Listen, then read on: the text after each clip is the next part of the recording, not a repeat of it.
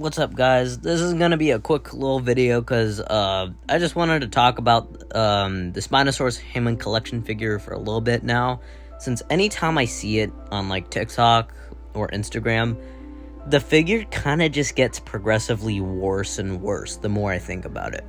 Now, before to begin, I should also give credits to Jurassic Battle Droid.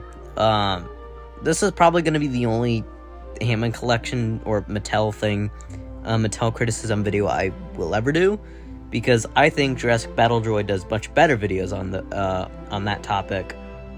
This is probably just going to be a one-off. So, shoutouts to Jurassic Battle Droid, because he was kind of the inspiration for this video, and I encourage you to check out his criticism videos on Mattel. Alright, now to begin, my main critiques of this figure happen to do with its head. I think its head just looks really off. Maybe it's just me, but I feel like the snout is just wrong. Like, the sculpt of the snout just does not look like the Jurassic Park 3's version. And also, coming back to that point, what the hell does true VFX mean? Like, I know Jurassic Battle Droid also pointed this out, but, like, truly, like, what does it mean? Like, does it mean, like, it's basing it off the CGI model? Because, like, this figure did terribly if it was basing it off the CGI model. It looks more like the animatronic, because the animatronic has much brighter colors than the CGI model. But it still doesn't really look like the animatronic all that much. Mainly because of the snout. I don't know what went on with the snout, but for some reason, it's just short, a lot shorter than it should actually be. Maybe it's just me, but, like, the snout just looks a lot shorter. And also, the teeth. I don't think he can fully close his jaws. At least that's what I got. Because anytime, here's a clip from JP3. When its mouth is mostly closed, its teeth aren't as long as it is on the Hammond collection figure, and it's really noticeable. And back to the main point, though, is the colors. I think the colors are just terrible. For some reason, the red is really, really bright. On the CGI and the animatronic, the red was never this bright. And also, it faded in a lot better than it does on the figure, because the red just pops too much. Like, I'm all for good, bright colors. The JP3 Spino is that. But the colors still blend in well, because they're not overly saturated, like the Hammond collection figure is.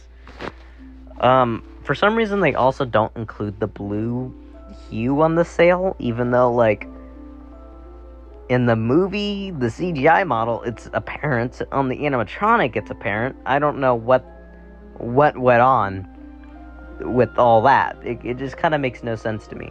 Another thing is the white little strip. Again, it just looks really off. Also, to go back on the last point, the white, for some reason, like, the white, this game model is pretty, like, it's pretty accurate for the JP3 model, so just look at what's on the screen right now, okay? The white isn't just, like, these sharp, little shapes on it, little sharp patterns. They're just faded into the Spino's head. Like, I feel like the white should be a lot more blended in than just whatever this is. The figure is just kind of unbalanced overall. Like, I don't know, maybe it's just me, but the length is a little short. I feel like the tail should probably be a little bit longer. Also, the eye's just too cartoonishly big. I don't know what they did there, but the eye just looks off, like a lot of things with this figure. Same with the glass eye. I think the glass eye is terrible. You barely can even see the pupil half the time, and, like, sometimes you have to, like, zoom in on pictures to even see the pupil, and the pupil doesn't even really show that well. I feel like it would have been much better to just paint it, and probably a lot cheaper if I'm gonna take a guess. Also, back onto the sail part, the blue hue is, like, really, really apparent. Like, I don't know how the hell they missed it on the Hammond collection figure, but it just kind of shows Mattel's laziness with it. Overall, those are just really my main... Like I said, this was a really short video. I just think the figure has a lot of problems. I think the paint is the main one.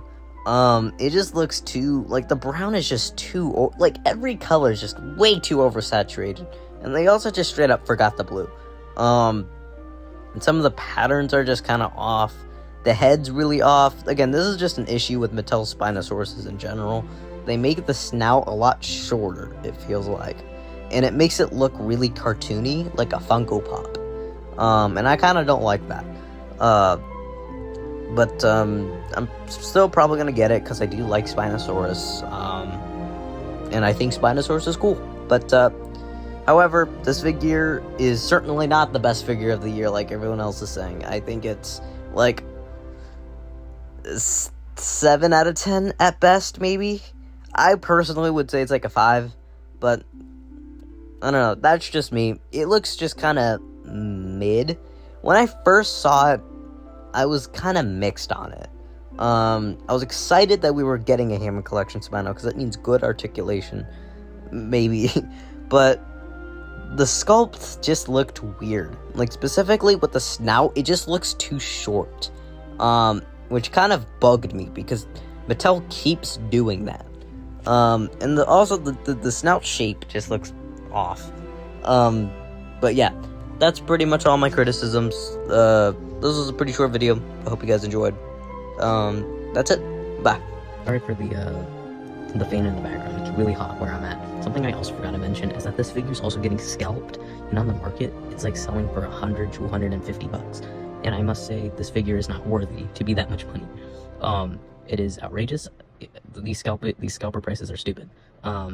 Because like the sculpt overall is definitely not worth $150. So please do not just wait till it gets in stores, because it probably will. Or just try and find it at a thrift store or whatever. But yeah, just wanted to add that in. All right, peace, guys.